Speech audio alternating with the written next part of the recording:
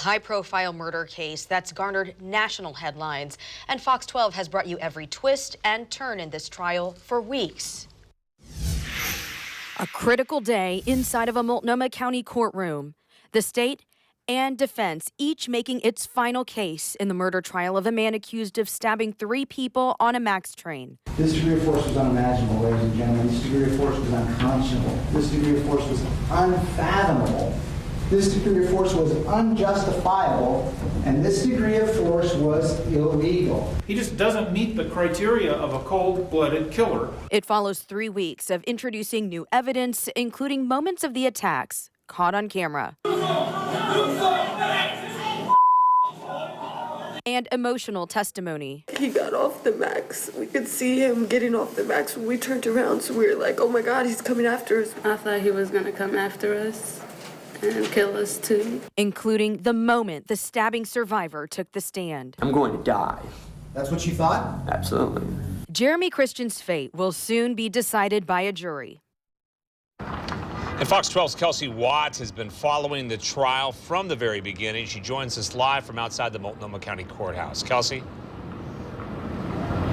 Well, Pete, the jury heard hours of closing arguments today, and I can tell you that courtroom was packed as victims and their family members shared some tears and hugs today as they relive these attacks from nearly 3 years ago.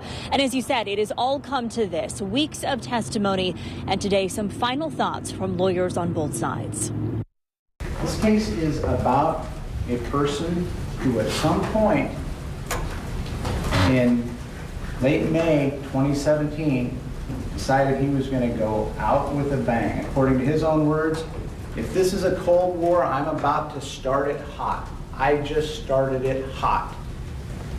And he went on a rampage. For 3 hours, prosecutors made their closing arguments, going over their evidence, witnesses, and testimony in one of the highest profile murder trials Portland has ever seen. From their view, Jeremy Christian is a violent man who they describe as a racist and white supremacist, who they say was provoking people and looking for a fight when he stabbed 3 men on a MAX train, killing 2 of them. In that 11 seconds, the defendant has inflicted 11 stab wounds on 3 grown men. At one point, Christian looks back, stretching and smiling as his own words play out in the courtroom. Hope they all die. Hope they all die. You understand? Hatred. Hope everybody I see out die. It doesn't even seem like I need to argue too much whether or not we prove that case to you. The evidence in this case it's overwhelming.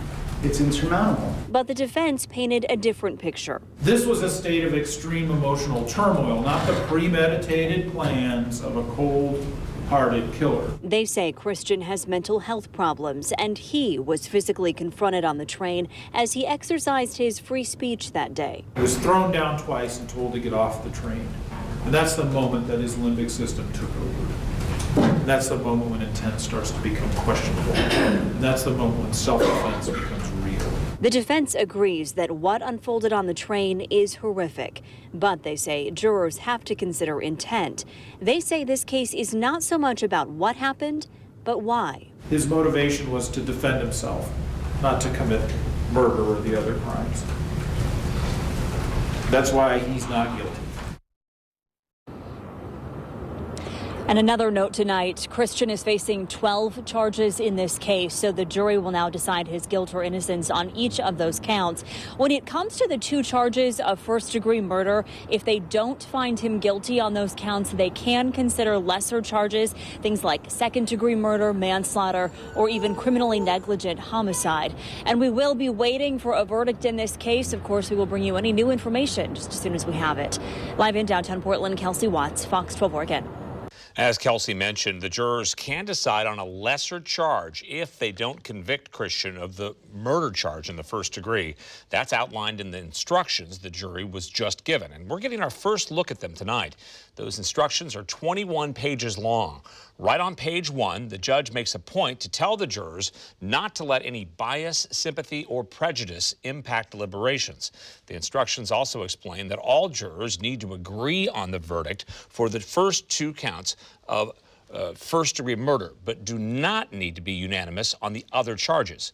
There are 12 jurors. If at least 10 agree on those other charges, they can arrive at a verdict.